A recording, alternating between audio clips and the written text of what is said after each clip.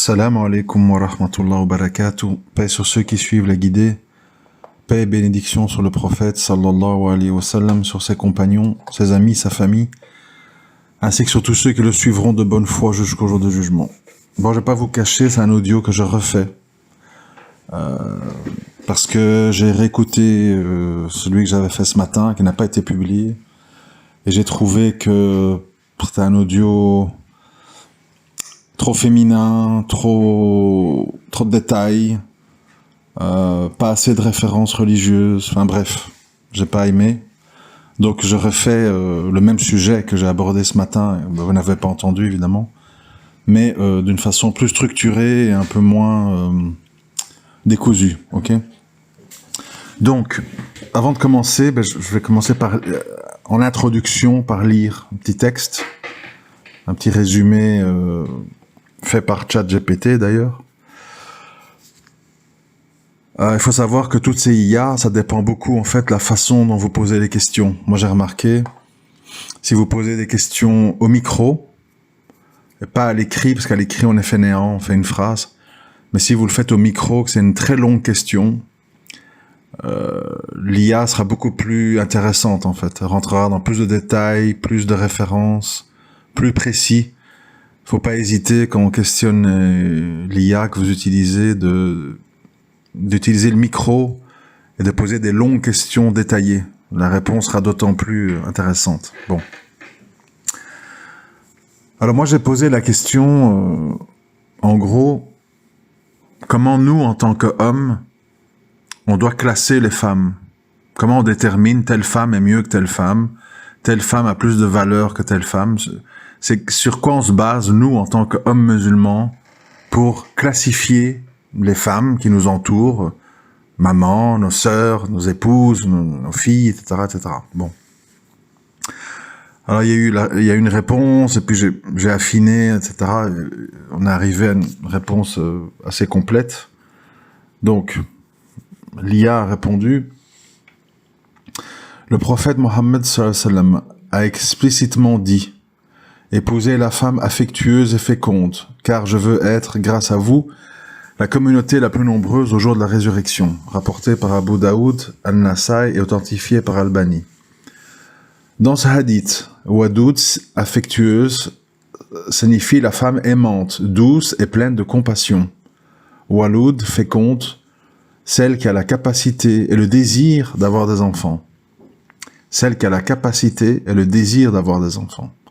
Le prophète sallallahu alayhi wa sallam encourageait donc les croyants à choisir une épouse aimante et féconde, non par simple raison biologique, mais pour construire une famille solide et une communauté prospère dans la foi, l'amour et la moralité. 2. L'éducation des enfants a un rôle spirituel et noble. En islam, éduquer les enfants est considéré comme l'un des plus grands actes de bienfaisance, Sadaqa Jairiya.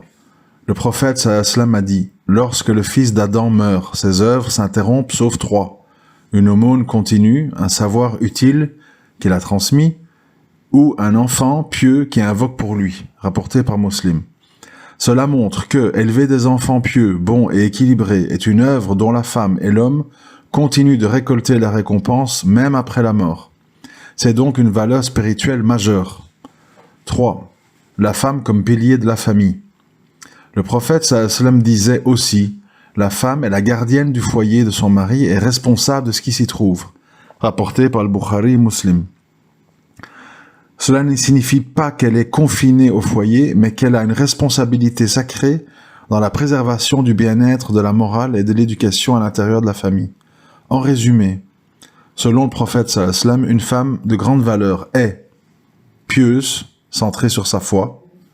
2. Aimante, douce, affectueuse, équilibrée. 3. Féconde, désireuse de bâtir une descendance. 4. Bonne éducatrice, patiente et bienveillante envers ses enfants. 5.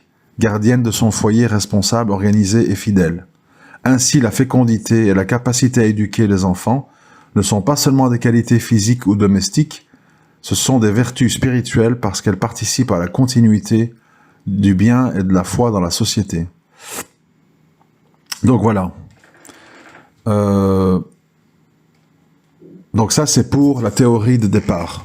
Voilà. Ce que j'avais omis quand même de dire dans l'ordre des choses. Alors, partant de cette description, qui est relativement claire et simple, c'est-à-dire une femme pieuse, au bon caractère, féconde, gardienne de son foyer. Moi, en fait, j'ai fait un travail d'introspection sur toutes les femmes que j'ai pu croiser dans ma vie. Ma mère, ma belle-mère, mes grands-mères, mes tantes, mes épouses, etc., etc. Et, subhanallah, je suis forcé de constater que, effectivement, sans entrer dans tous les détails du premier audio qui était trop explicite,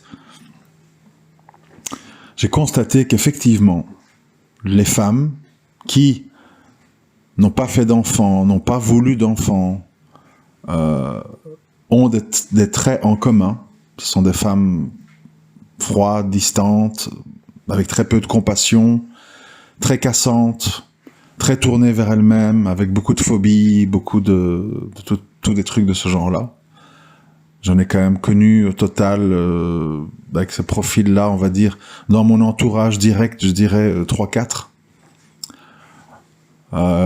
Et toutes sont comme ça, avec des petites variations de caractère, mais le fond, c'est ça. Alors évidemment, il y a des facteurs qui allègent. Bien sûr, une musulmane qui est comme ça, par rapport à une mécréante qui est comme ça, elle a tout de même sa religion, sa prière, certains principes, mais il y a ce fond qui ressort. Et inversement, je vois comme ça dans mon entourage et mon vécu 3 femmes.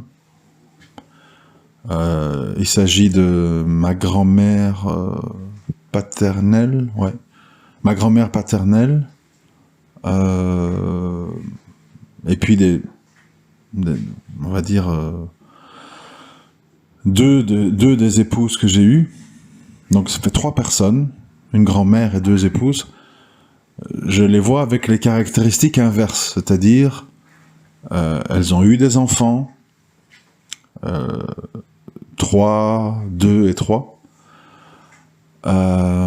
Elles ont été des mères présentes, responsables, stables, affectueuses, qui se préoccupent pour leurs enfants.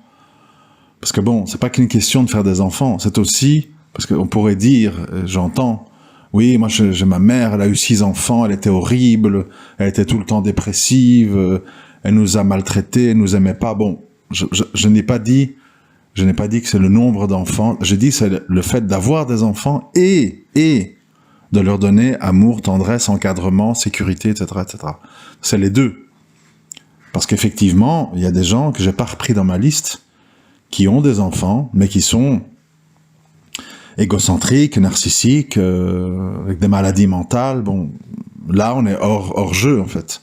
Donc moi, je reste dans des choses normales. Et donc, effectivement, je vois que ces personnes-là, ces 3 femmes-là, avaient tout ce côté gardienne du foyer, fidèle, ne se sont jamais remariées, malgré parfois des divorces, etc., n'ont pas imposé de beau-père aux enfants. Donc il y a des caractéristiques communes, c'est-à-dire que pour ces femmes, leurs enfants, c'est important. Et elles font des sacrifices pour leurs enfants. Et au final, quand je rétrécis le filtre et que je dis la piété plus les enfants plus le fait d'être responsable, de les éduquer, de se préoccuper pour eux, il reste une seule femme dans tout ce que j'ai croisé dans ma vie. Donc ça veut quand même dire que ça court pas les rues. Ça court pas les rues. Une femme qui est pieuse, même si elle a des défauts, même si elle a des manquements, je vais pas le répéter à longueur d'audio, ça reste quelque chose de rare.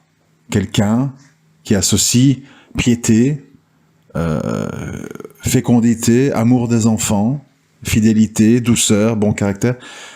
C'est pas courant.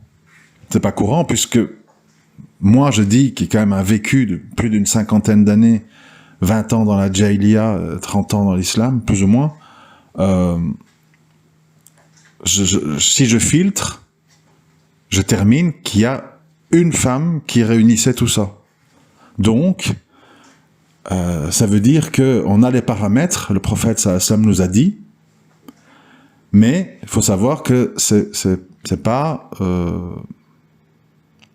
fréquent. Et quand ça arrive, il faut bien s'y accrocher. Parce que, tu peux avoir des femmes fécondes mais mécréantes, tu peux avoir des femmes pieuses mais qui n'ont pas les instincts maternels et qui n'aiment pas les enfants, qui ne veulent pas avoir de descendance. Ça existe de plus en plus, il faut le savoir, une société très individualiste qui pousse à ça. Et tout va avec, je veux dire, les femmes qui sont comme ça ne voient pas l'avortement comme un mal. Qu'est-ce qu'il y a ? Il n'y a pas consensus des savants là-dessus.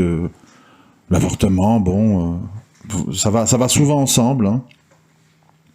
Il y a des femmes désaxées, ou avec des maladies mentales, des traumas de l'enfance, donc ils ne sont pas aptes ni à être épouse, ni à être maman, ni à garder un foyer. Donc, voilà, au final, et dans ce message-ci, je suis beaucoup plus synthétique et je m'étale moins que dans le premier. Au final, quand le prophète sallallahu alayhi wa sallam dit « pieuse, féconde, gardienne du foyer, et bon caractère, aimante », quand vous avez quelqu'un qui réunit ça, il faut réfléchir à 2 fois avant de mettre son couple en danger. Parce que ce sont des caractéristiques à rechercher et qui ne sont pas fréquentes. Puisque je vous dis, j'ai fait ce travail ce matin d'analyse, en analysant tout le spectre des femmes que j'ai pu connaître dans ma vie, au niveau familial ou matrimonial. Et la conclusion, c'est qu'il n'y en a qu'une. Bon, donc ça veut dire ce que ça veut dire. Alors, il n'y a pas de mystère, en fait, quelque part. C'est que une femme, quand elle a des enfants, elle est obligée, en fait, à sortir d'elle-même. C'est-à-dire, elle n'est plus dans le narcissisme de l'adolescence. Je fais la coquette, je fais la mignonne, je me mets sur TikTok, je veux qu'on me dise que je suis la plus jolie, que je suis la petite princesse, machin. Elle est dans je suis responsable d'une vie qui est sortie de moi, j'ai un dépôt, et ce dépôt est plus précieux que tout, et tout tournera autour de ce dépôt, même un homme que j'aime ou que je n'aime pas, si il est un bien pour ce dépôt, j'en viendrai à m'associer à lui, ou à le rejeter. Si je prends un exemple, qui n'est pas trop de vie privée, parce que il y a prescription, c'est loin. Ma grand-mère maternelle,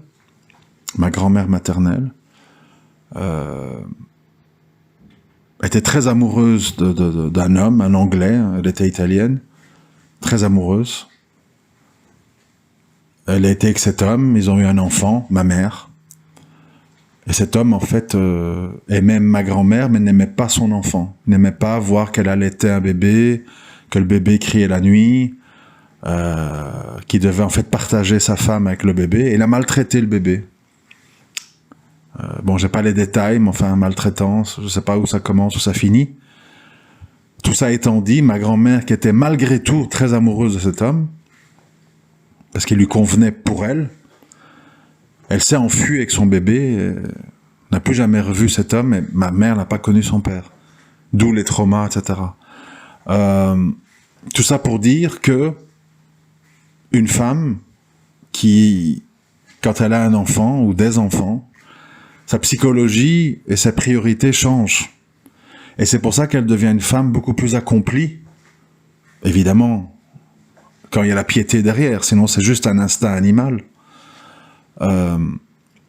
Ça devient en fait une femme complète, qui a la religion, qui a le sens des responsabilités et d'un lien compassionnel avec une descendance, et qui développe en fait un esprit de gardienne de foyer et de la préservation de ses enfants. Et c'est ça en fait l'élite des femmes sur Terre.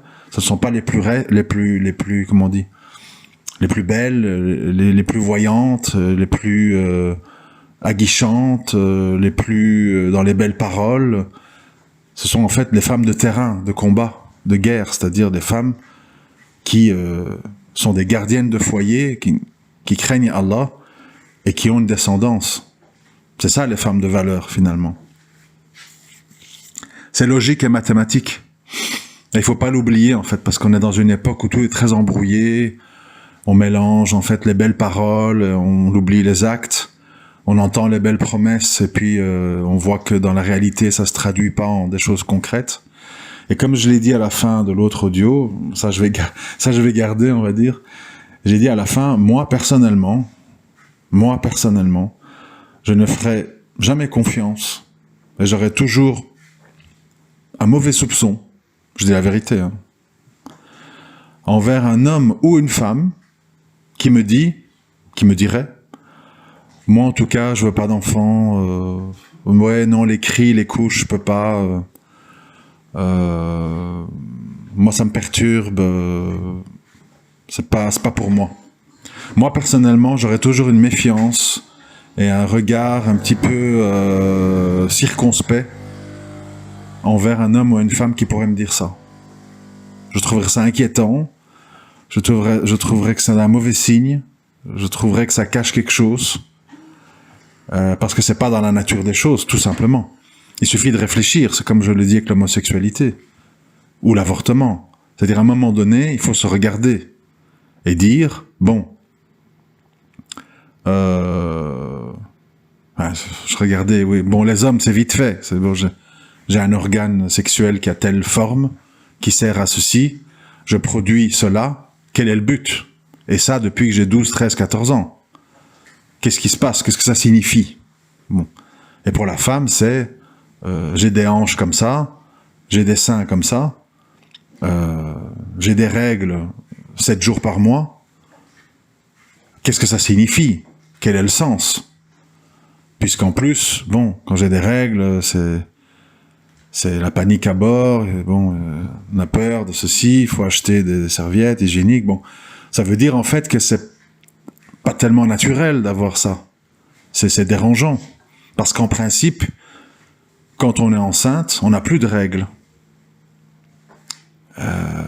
Plus les règles, ça fait qu'on doit s'interrompre de prier. Donc, à un moment donné, il faut réfléchir à tout ça en fait. Est-ce qu'on est créé pour avoir des règles tous les mois, ne jamais enfanter, s'interrompre de prier, ou de rompre son ramadan, son jeûne, et d'avoir des poitrines qui finissent en cancer du sein, parce qu'ils n'ont jamais alimenté un bébé en lait, etc. Il faut analyser, il faut réfléchir en fait. Il y a une corrélation, tout le monde le sait, hein, entre le cancer du sein et le fait de n'avoir jamais allaité. Parce que nous sommes biologiquement créés pour ça. Et comme nous ne sommes pas que des animaux, on est créés pour ça et pour adorer Allah. Mais aussi pour ça. On n'est pas là pour tourner en rond, aller chez Zara, avoir des aventures, avoir des règles tous les mois, des seins qui ne servent à rien, de 14 à 48 ans, entre le début des règles et la ménopause. Ça n'a aucun sens, évidemment. Sauf pour les gens doués de raison et de bon sens. Donc, les hommes qui se posent la question, je conclus là-dessus, comment doit-on classer les femmes? Vers quelle femme on doit se diriger? Quelle femme on doit valoriser? Quelle femme on doit épouser? Quelle femme on doit garder? Quelle femme on doit, à quel genre de femme on doit consacrer temps, argent, attention? À ces femmes-là. Pieuses, fécondes, bon caractère, gardiennes du foyer. Tout simplement. Il faut pas chercher plus loin, en fait. Tout le reste, ce sont des illusions.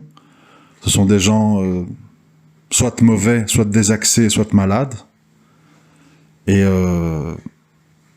les musulmans aiment le bien, aiment le bon, aiment le profitable pour ses œuvres ici-bas et pour son au-delà. Et donc le chemin est lumineux, clair et précis. Assalamu alaikum wa rahmatullahi wa barakatuh.